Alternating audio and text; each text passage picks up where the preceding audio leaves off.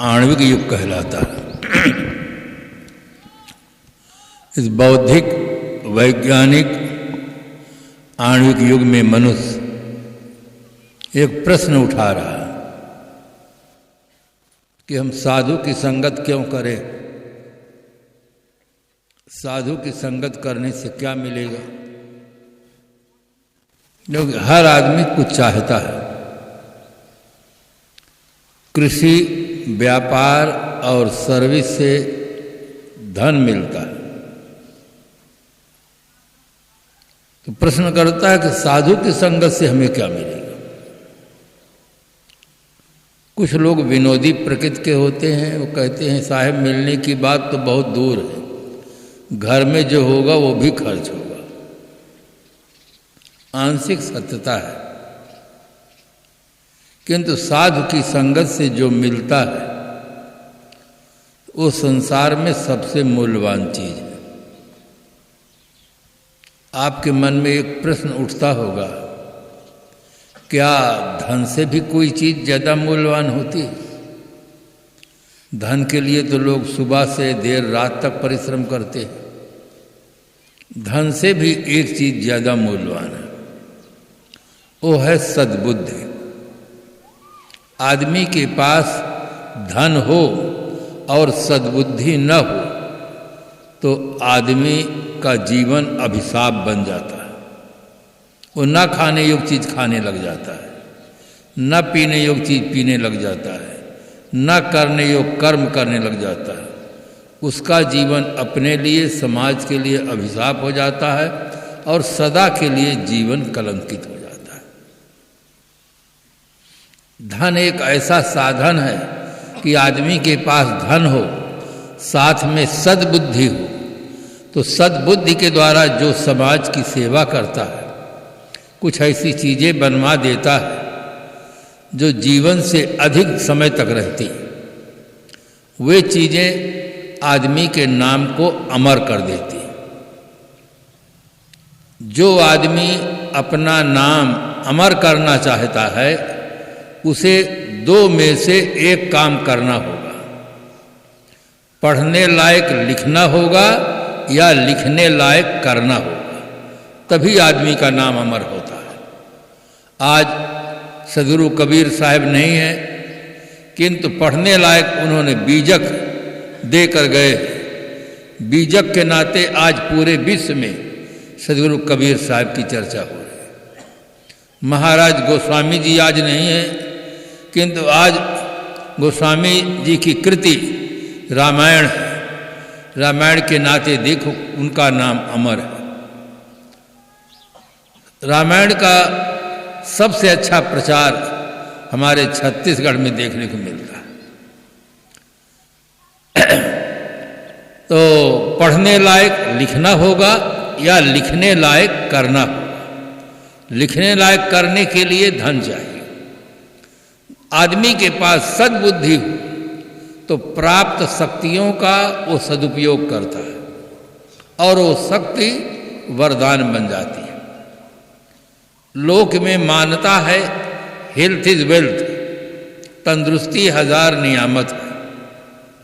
बात सही है, किंतु आदमी के पास तंदुरुस्ती खूब अच्छी हो, बुद्धि भर अच्छी न हो तो आदमी आतंकवादी बनता है, अपहरण करता है, बलात्कार करता है, चोरी बदमाशी करता है, मारा पीटा जाता है, जेल के अंदर बंद हो जाता है।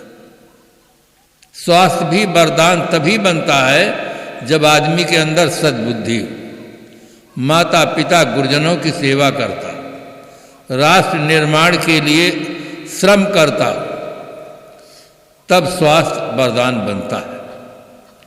पद भी वरदान तभी बनता है जब आदमी के अंदर सद्बुद्धि हो। पद मिल गया, बड़ा पद मिल गया है और सद्बुद्धि नहीं है, आदमी पद का दुरुपयोग करता है, भ्रष्टाचार करता है और पकड़ा जाता है, जेल में बंद हो जाता है। पद भी वरदान तभी बनता है जब आदमी के अंदर सद्बुद्धि हो। पद पा करके व्यक्ति समाज की सेवा करता है। Service to man is service to god. जन सेवा ही प्रभु सेवा। समाज की सेवा करता है तो पद वरदान बनता है। कोई भी शक्ति अपने आप में न वरदान होती है और न अभिशाप होती है। शक्ति का सदुपयोग वरदान और दुरुपयोग अभिशाप होता है। विद्युत एक बहुत बड़ी शक्ति है। एक बटन दबा देने पर पूरा मकान जगमगा जाता है। एक बटन दबा देने पर पूरा मकान ठंडा हो जाता है। एक बटन दबा देने पर दिल्ली, बंबई, कलकत्ता से समाचार आने लग जाता है। किंतु प्रयोग विधि में थोड़ी सी असावधानी हो जाए और करंट छू जाए तो तुरंत राम नाम सत्य हो जाता है। जो चीज जितनी उपयोगी होती है, प्रयोग विधि गलत हो जाने पर उतनी हानिकर भी होती है। इसलिए जीवन में व्यक्ति को सद्बुद्धि मिल जाए तो उसका सब सफल होगा। सब मिल जाए, सद्बुद्धि भर ना मिले तो पति पत्नी में भी नोक झोंक चालू रहता है। सास बहू में भी नोक झोंक चालू रहता है। भाई भाई के बीच में, मकान में बीच में दीवार खड़ी हो जाती है। पिता पुत्र अलग अलग हो जाते हैं। सबसे ज्यादा जीवन में सद्बुद्धि की जरूरत है। सद्बुद्धि मिलेगी तो हमारा लोक सुंदर बनेगा, परलोक सुंदर बनेगा। और सद्बुद्धि न मिले तो लोक भी बिगड़ेगा, परलोक भी बिगड़ेगा। कैसे बिगड़ता है? एक छोटा सा उदाहरण दूं मास्टर साहब का। एक मास्टर साहब थे, उनके जीवन का आदर्श था सादा जीवन उच्च विचार। आधुनिक युग में ये बदल गया है। फैशन ऊंचा, निम्न विचार। फैशन बहुत ऊंचा है, अब विचार इतने हल्के हैं कि बिना सिगरेट के नहीं रह पाते, बिना बोतल के नहीं रह पाते, बिना अंडा मुर्गी खाए उनका पेट ही नहीं भरता है। फैशन बहुत ऊंचा है और विचार बहुत नीचे।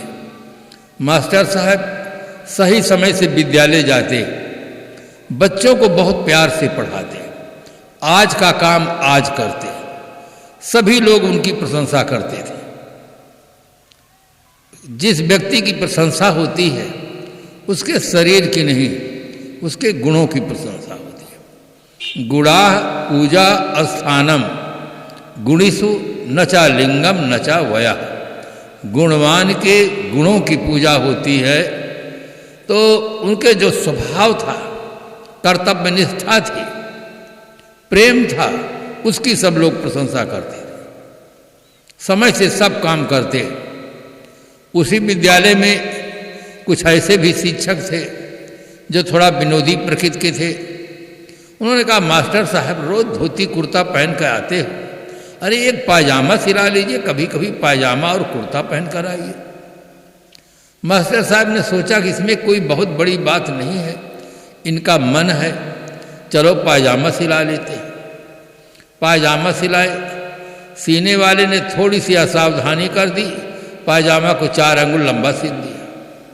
एक तो वैसे लंबा होता है, 4 अंगुल लंबा सिल दिया। मास्टर साहब स्नान करके पायजामा पहन के जब बाहर निकले तो उन्हें ऐसा लगा जहां तक मैं जाऊंगा झाड़ू लगता जाएगा। मारे संकोच के पायजामा उतार कर रख दिए। उनका परिवार बहुत सीमित था।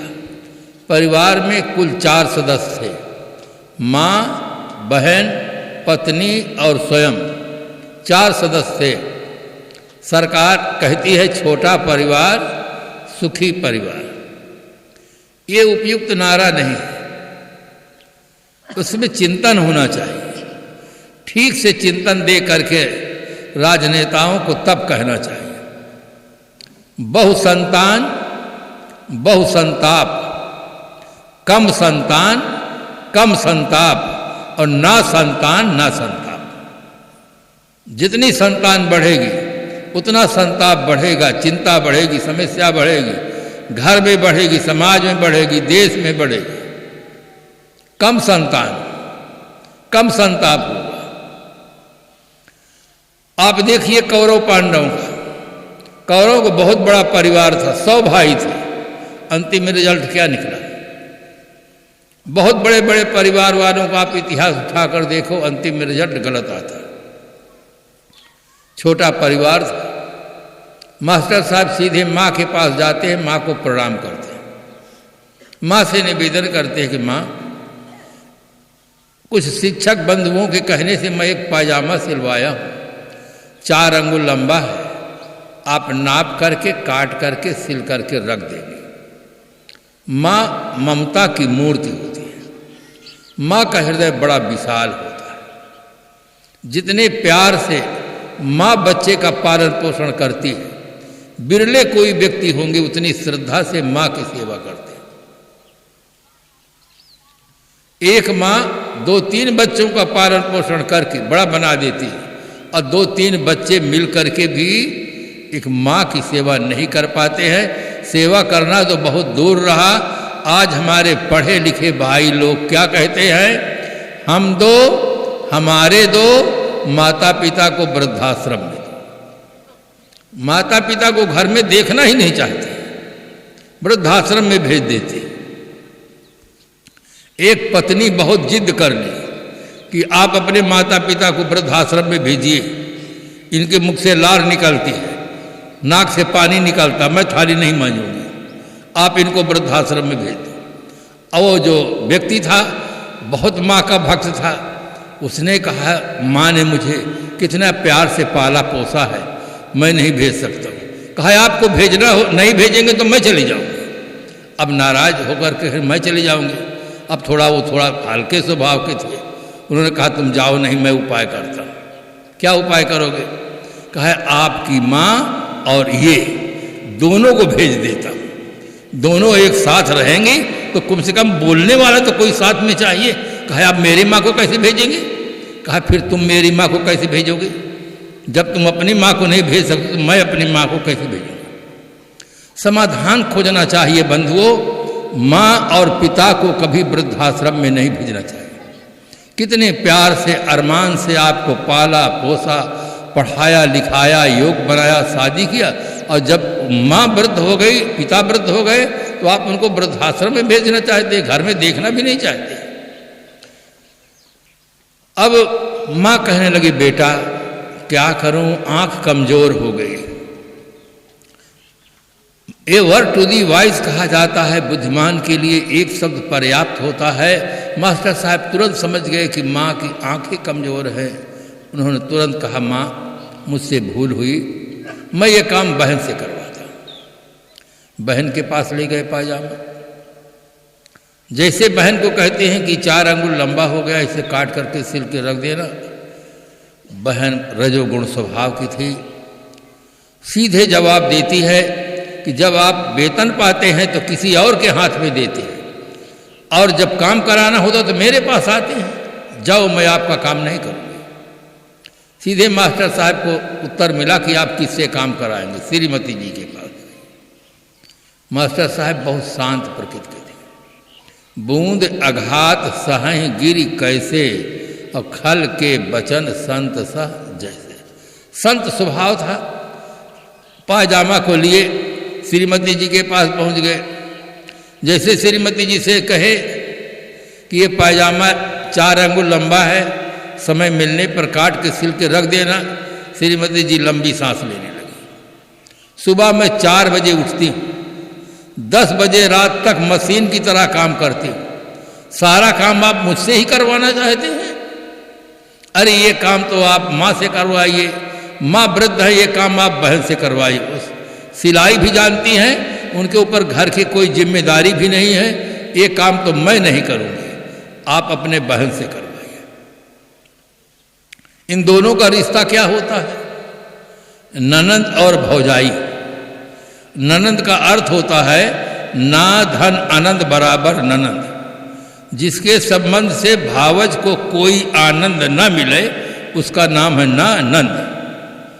ननंद CID ऑफिसर होती है, चेक करती है भावज कहाँ बैठती है, क्या खाती है, किससे बात करती है, और सारी रिपोर्ट माँ को देती रहती है। माँ और बेटी एक तरफ हो जाती है, अब भावज के नाक को दम कर लेती है। किंतु किसी भी समझदार ननंद को अपनी भावज के साथ ऐसा दुर्व्यवहार नहीं करना चाहिए। भावज को तो इतना प्यार मिलना चाहिए कि वो अपने माता पिता को भूल सके। और जो ननंद अपने भावज को परेशान करती है तो जैसे उसकी शादी होती है, ससुराल जाती है, उसके लिए स्पेशल ननन तैयार मिल जाती है। क्योंकि जो दुख देता है वो दुख पाता है, जो बोता है वही काटता है, और जो आदमी जैसा खाता है वैसा डकारता है। कोई आदमी प्याज और लहसुन खा करके इलायची का डकार नहीं ले सकता, चाहे जितना बड़ा कलाकार। जो खाएगा वही डकार आएगा, जो बोएगा वही काटेगा। कितना बड़ा किसान आदमी हो, चना बो करके गेहूं नहीं काट सकता, जो बोएगा वही काटेगा। जो देंगे हम वही पाएंगे, गाली देंगे गाली पाएंगे, पूड़ी देंगे पूड़ी पाएंगे, सम्मान देंगे सम्मान पाएंगे। तो इस प्रकार से कभी भी किसी व्यक्ति के प्रति इस प्रकार से भावना होना चाहिए। मास्टर साहब शांत प्रकृति के थे। मास्टर साहब पाजामा को रख दिए, ये कोई सीना नहीं चाहते। विद्यालय जाते हैं, बच्चों को पढ़ाते हैं।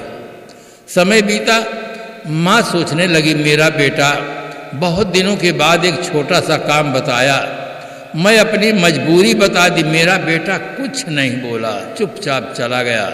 माँ के मन में बड़ी ममता है, उठती है, धीरे धीरे प्रयास करती है, और जैसे मशीन के पास जाती है सारी सुविधा इकट्ठा हो जाती है, तो माँ पायजामा को सिल करके काट करके रख देती है, अपने कमरे में जाकर दोपहर के विश्राम करती है।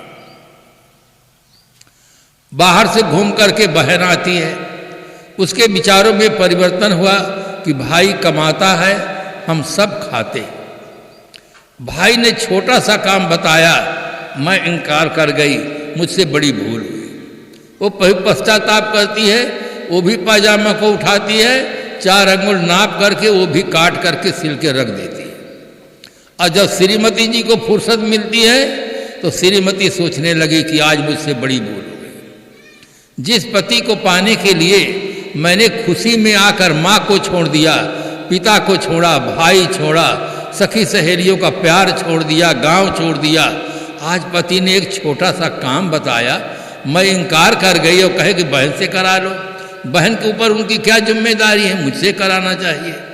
वो रोती सुसुकती हुई, पश्चाताप करती हुई मशीन के पास पहुंच जाती है, वो भी पायजामा को उठाती है, 4 अंगुल नाप के काट के सिल के रख देती है। सायंकाल मास्टर साहब आते हैं, देखते हैं पायजामा सिला हुआ है, बहुत खुश होते हैं कि आखिर में काम लोगों ने किया। और सुबह जैसे स्नान करके बाथरूम में पायजामा को पहनते हैं, एकदम आश्चर्य में डूब जाते हैं, ना अंडरवियर में है ना पायजामा में। अब 4 अंगुल था, 12 अंगुल कट गया, अंडरवियर में भी नहीं रह गया, पायजामा में भी नहीं रह गया। ये आखिर काम सबने किया, अब कोई किसी से बताए नहीं कि ये काम हम कर दिए। सद्बुद्धि के अभाव में समय भी बेकार चला गया, सबका धन भी चला गया और श्रम भी चला गया। आप याद रखें, अगर संतों की संगत से सद्बुद्धि प्राप्त नहीं होगी तो हमारी 3 चीजें बेकार हो जाएंगी, समय, श्रम और संपत्ति। जो लोग सत्संग में नहीं आते हैं, जिनके पास सद्बुद्धि नहीं है, तो वे लोग क्या करते हैं, खाने के बाद चाहे हलवा खिला दो उनको, चाहे मालपुआ खिला दो, तम्बाकू खाने की जगह बचा के रखते हैं। तम्बाकू खाएंगे, चाहे उन्हें मौसमी का रस पिला दो, चाहे बढ़िया खीर खिला दो, बीड़ी और सिगरेट पीने की जगह बचा के रखेंगे, बोतल पीने की जगह बचा के रखते हैं। धन भी उनका बर्बाद होता है, स्वास्थ्य बर्बाद होता है, राष्ट्र में एक भीषण समस्या खड़ी हो जाती है। हमारे देश का अरबों रुपया रोज बेकार चला जा रहा है केवल नशा में। सद्बुद्धि के अभाव में आदमी सुखी जीवन नहीं जी सकता है। पति पत्नी के जीवन में भी नोक झोंक चालू रहता है। एक पति पत्नी में सद्बुद्धि, पत्नी के अंदर सद्बुद्धि नहीं थी। पति और पत्नी का संबंध होना चाहिए 6 और 3 की तरह। 6 और 3 दोनों का मुंह जब एक तरफ हो जाता है तब 63 होता है, और दोनों का मुंह 2 तरफ हो जाए तो 36 हो जाता है। पति पत्नी के दोनों में 63 नहीं था, 36 था। पत्नी रजोगुण स्वभाव की थी। पत्नी का कर्तव्य होना चाहिए पति के प्रति समर्पित भाव से सेवा करना। पति का कर्तव्य होना चाहिए पत्नी की भावनाओं का आदर करना, प्यार देना। माता पिता परिवार को छोड़कर आपके पास आई, उसको ऐसा प्यार मिलना चाहिए कि माता पिता परिवार को भूल सके। किंतु पत्नी बहुत रजोगुण स्वभाव की थी, हरदम जो पति कहता उसके विपरीत ही काम करती। घर में कोई मेहमान आ जाए, पति देवता कहे देखो हम चाहे जो कुछ खाएं, घर में मेहमान आ जाते हैं तो उनके लिए सुंदर व्यवस्था बनाना चाहिए। एक अपनी मर्यादा होती है, वो जहाँ जाएगा बताएगा कि उनके घर की व्यवस्था बहुत सुंदर है। उसने कहा मर्यादा आप अपने पास रखो, आज तो मैं सूखी रोटी बनाऊंगी, अब बहुत हल्के क्वालिटी का भोजन बनाए। मेहमान भी दुखी, घर मालिक भी दुखी। जिस दिन त्योहार आ जाए तो कहते देखो आज घर घर में कड़ाही चढ़ी है, कोई पूड़ी बना रहा है, कोई हलवा बना रहा है, कोई भजिया बना रहा है, तुम भी बनाओ। कहे ना आज तो मैं सूखी रोटी बनाऊंगा, आज तो मैं कुछ बनाने वाली नहीं। परेशान हो गया वो बेचारा। घर त्योहार आए तो उसको सूखे खाना मिले, वो किसी संत के पास चला गया जिसके जीवन में कोई समस्या हो। सदगुरु कबीर साहब ने कहा संकट सोच पोच यह कलिमा, बहुतक व्याधि शरीरा, जहाँ धीर गंभीर अति निश्चल तहाँ उठ मिलह कबीरा। कोई विशेष समस्या हो तो धीर गंभीर संत के पास जाना चाहिए। वो संत के पास चला गया, महाराज मैं क्या करूं, पत्नी शकल से सुंदर है किंतु अकल से सुंदर नहीं। कुछ लोग शकल से सुंदर होते हैं, कुछ लोग अकल से सुंदर होते हैं, कुछ लोग शकल और अकल दोनों से सुंदर होते हैं। कुछ ऐसे भी होते हैं न शकल से सुंदर होते हैं न अकल से सुंदर। पत्नी शकल से सुंदर थी, अकल से सुंदर नहीं थी। पति बहुत दुखी था, बताया। महात्मा ने कहा इसके लिए तो बहुत सरल उपाय है। जिस दिन आपको पूड़ी खाना हो, मालपुआ खाना हो, भजिया खाना हो, उस दिन आप कहिए कि आज मुझे बिल्कुल सादा भोजन चाहिए, तो अपने आप सब बना देगी। बिल्कुल सरल है। उसने कहा महाराज ये तो बहुत सरल उपाय आप बता दिए। जिस दिन त्योहार हो उस दिन बता दे कि आज तो बिल्कुल रूखा सूखा भोजन बनना चाहिए। कहे ना सबके घर में कड़ाही चढ़ी, मैं भी बनाऊंगी। जब तुम्हें जो कुछ करना हो उसके उल्टा तुम बताओ तो तुम्हारा काम सब हो जाए। बहुत खुश हुआ, अब तो सरल समाधान मिल गया। पूर्णमासी आने वाली है, जैसे अभी 10 तारीख को पूर्णमासी आने वाली है, पूर्णमासी आने वाली है। उसने कहा देखो सब लोग गंगा नहाने जाएंगे, तुम भी जाकर स्नान कराना। कहे ना मैं अकेले नहीं जाऊंगी, मैं तो आपको लेकर के जाऊंगी। शादी हुई तो गांठी जोड़ी गई, हम दोनों चलेंगे। उन्होंने कहा चलो एक समाधान हुआ। दूसरा उसने कहा देखो यहाँ से सीधा ले लो, आटा ले लो, घी ले लो, चीनी ले लो, कड़ाही ले लो, सब ले करके स्नान करके गंगा के किनारे बनाएंगे और खाएंगे। कहे वहाँ इतना मैं लेकर क्यों जाऊंगी, मैं तो घर से सब बना कर ले जाऊंगी। वो भी समाधान हो गया। जब चलने का समय हुआ कहा देखो लाओ जितना सामान है मैं सब अपने सिर पर लेकर चलूंगा, तुम आगे आगे चलो सब महिलाओं के साथ। कहा मेरी लोग निंदा करेंगे कि देखो पति को सब सामान दुआ दिया है, इसलिए मैं लेकर चलूंगी। पुरुष ने सोचा चलो ये भी समाधान हो गया, क्योंकि उसका काम था उल्टा करना। जब गंगा के किनारे पहुंच गए, नहाने का समय आया तो कहने लगे देखो तुम जाके पहले स्नान करके आ जाओ, मैं सामान सब देखता हूँ। उसने कहा अरे पहले आपको जाना चाहिए, मैं कैसे पहले नहाऊंगी, आप जाइए पहले नहा आइए। पति देवता गया ना स्नान करके आया। पति देवता ने कहा देखो ये गंगा है, बहुत इसकी धार तेज बहती है, आगे नहीं जाना। अरे कहा मैं यहाँ क्यों नहाऊंगी, जितने पापी है सब यही नहाए हैं, मैं तो दूर जाऊंगी नहाने के लिए। नहाने के लिए दूर गई और तेज धारा थी, उसका तेज धारा में पैर उखड़ गया, बहने लगी, बचाओ बचाओ बचाओ कहने लगी। उसने कहा अगर हम बचा लेंगे तो फिर हमारा जीवन कैसे बीतेगा, तुम बही जाओ। बही जाने दिया, क्योंकि वो उल्टा काम करती थी। देखो पति पत्नी का कितना घनिष्ठ संबंध होता है, किंतु भाव जगत सुंदर न होने से पत्नी भी परेशान, पति भी परेशान, अंत में उसको बह जाने दिया। सद्बुद्धि के अभाव में कोई भी आदमी अच्छा जीवन नहीं जी सकता है। सबसे ज्यादा जीवन में जरूरी है सद्बुद्धि की। इसलिए महाराज गोस्वामी जी ने लिखा मानस में, जहां सुमत तहाँ संपत्ति नाना। सुमत की बहुत बड़ी जरूरत होती है, अच्छी बुद्धि की जरूरत होती है, अच्छी बुद्धि रहती है, सेवा का भाव होता है, एक दूसरे के प्रति प्रेम होता है, समर्पित भावना होती है, घर पूरा स्वर्ग बन जाता है। राष्ट्र कवि मैथिली शरण गुप्त जी ने लिखा, जो भरा नहीं है भावों से, बहती जिसमें रसधार नहीं, हृदय नहीं वो पत्थर है जिसमें स्वदेश का प्यार नहीं। आप लोग अच्छी तरह से जानते हैं व्यापार में लाभ कब मिलता है? जब भाव बढ़ जाता है तो व्यापार में लाभ होता है, और भाव जब गिर जाता है तो व्यापार में घाटा होता है। जीवन का भी यही नियम है। जीवन में जब हमारा भाव बढ़ता है, माँ के प्रति, पिता के प्रति, पति के प्रति, सास ससुर के प्रति, देश के प्रति, संत के प्रति, धर्म के प्रति, संयम के प्रति, तब आदमी का भाव बढ़ जाता है। लोग कहते बहुत सज्जन आदमी हैं, बहुत बड़े धर्मात्मा हैं, बहुत बड़े दानी हैं, बहुत अच्छे आदमी हैं, तमाम लोग उनकी प्रशंसा करते हैं। और जब आदमी के अंदर भाव गिर जाता है तब गोस्वामी जी कलम उठाते हैं, रामायण में लिखते हैं, माँ नहीं मात पिता नहीं देवा, साधुन से करवा वही सेवा, तिनके आया चरण भवानी, ते निश्चर समझानहु प्राणी। उनको गोस्वामी जी निशाचर कहते हैं। भाव की बहुत बड़ी आवश्यकता है। आज धन बढ़ रहा है, भाव गिरता चला जा रहा है, परिवार विघटन की ओर चला जा रहा है, राष्ट्र में अनेक समस्याओं की बाढ़ आ गई है। भाव की बहुत बड़ी जरूरत है। भाव, कुछ लोग भाव ना होने से दुखी हैं, कुछ लोग अभाव के कारण से दुखी हैं। गरीब आदमी दुखी है तो अभाव के कारण से दुखी है।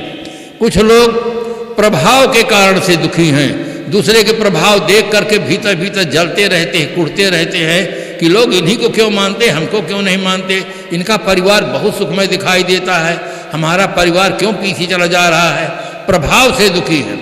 कुछ लोग स्वभाव से दुखी हैं, उनका स्वभाव है ईर्ष्या करना, द्वेष करना, निंदा करना, वो अपने स्वभाव के नाते दुखी है। भाव, अभाव, कुभाव, कुछ लोगों के अंदर कुभाव है, वो दूसरे के उपासना स्थल को देखना नहीं चाहते, दूसरे की परंपराओं को सहना नहीं चाहते हैं, कुभाव के कारण से दुखी हैं। आदमी सुखी हो सकता है तो सद्भाव से सुखी हो सकता है। हर आदमी के अंदर सुंदर भाव होना चाहिए। राष्ट्र के प्रति हमारा भाव सुंदर हो, परिवार के प्रति सुंदर भाव हो, माता पिता के प्रति भाव सुंदर हो। भाव जब अच्छा होता है तो भाषा अच्छी होती है, स्वभाव अच्छा होता है, व्यवहार अच्छा होता है, जीवन अच्छा होता है। पहले भाव बिगड़ता है, फिर भाषा बिगड़ती है, फिर स्वभाव बिगड़ता है, फिर जीवन बिगड़ जाता है। भाव की बहुत बड़ी आवश्यकता है। भाव से ही भक्ति होती है। देखो भगवान राम सबरी के यहाँ जाते हैं, कितना सुंदर लेखक ने सुंदर भाव का चित्रण किया है। सबरी कहती, अधम ते अधम अधमति नारी, तिनमा मैं मत मंद गमारी।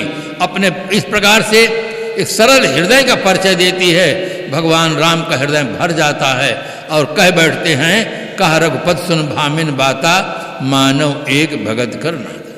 तुम्हारे मन में किसी प्रकार का कोई संकोच नहीं होना चाहिए।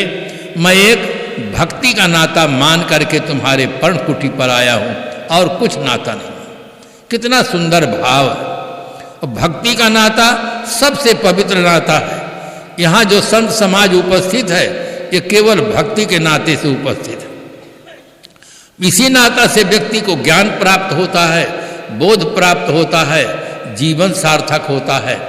एक भक्त आदमी से एक सज्जन व्यक्ति ने पूछा कि आप अपने माता पिता की अपेक्षा अपने गुरु का आदर अधिक क्यों करते हैं, इसका क्या कारण है। उस भक्त ने कहा, माता पिता ने जन्म दिया है, उनका बहुत बड़ा उपकार है, किंतु जीवन को सार्थक कैसे बनाया जाए इसका ज्ञान गुरु ने दिया।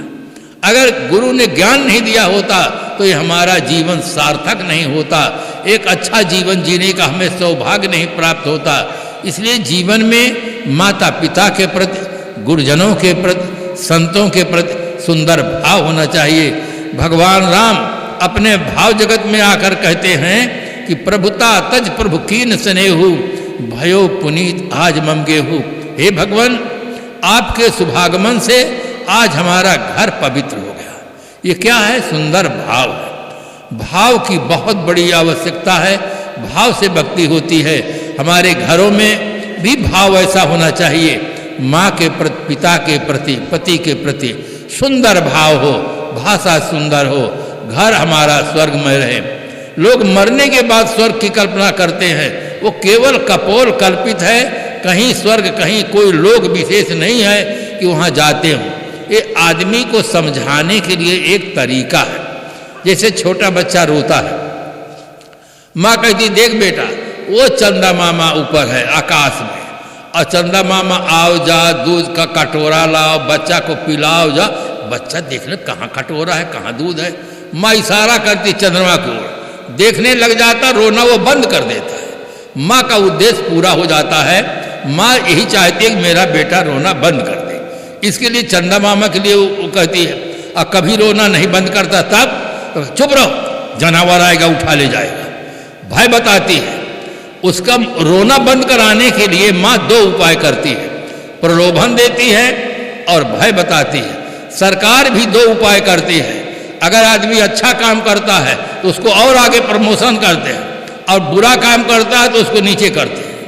इसे धार्मिक जगत में भी ये दो उपाय किए गए हैं। स्वर्ग का वर्णन बता करके आदमी को अच्छे मार्ग पर ले जाने का प्रयास किया गया है, और नरक का भय बता करके भी उसको रोकने का प्रयास किया गया है। वास्तव में सदगुरु कबीर साहब ने अपने बीजक में इंकलाबी भाषा में कहा, बैठा पंडित पढ़े पुराण, अब बिन देखे का करत बखान। ये कहीं स्वर्ग नहीं है, कहीं नरक नहीं है। ये शेक्सपियर ने लिखा, there is no heaven, there is no hell, these with the dreams of baby minds. न कहीं स्वर्ग है न कहीं नरक है, ये बच्चों की दिमाग की मिथ्या कल्पनाएं। जीते जी परिवार में हमारा स्वर्गमय जीवन हो, सुखमय जीवन हो। स्वर्ग कहते हैं सुख को, नरक कहते हैं दुख को।